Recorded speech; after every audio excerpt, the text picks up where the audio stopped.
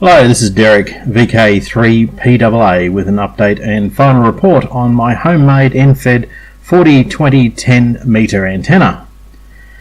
After final assembly, the antenna went up with only one small hitch, and it was that I'd coated the choke assembly here with liquid electrical tape, and it must have altered the characteristics somewhat as the antenna would not tune.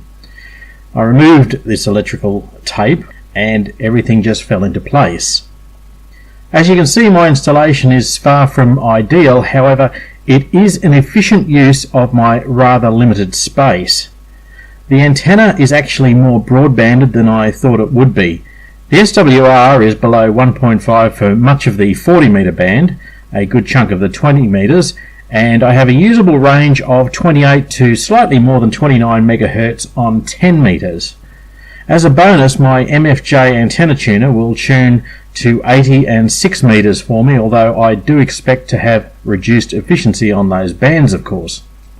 15 metres is faring slightly better with an SWR of about 3 to 1, high but not out of the question for any respectable antenna tuner.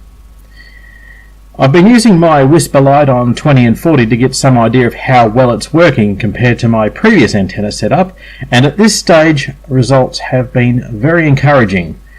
My aim when building this antenna was to create something that was usable on 40, 20 and 10, bands where I listen or operate the most. This design has exceeded expectations, and if I confine my operation to those bands, I wouldn't even need an antenna tuner. It's been a great day for radio at my QTH. 73 VK3 Papa Alpha Alpha.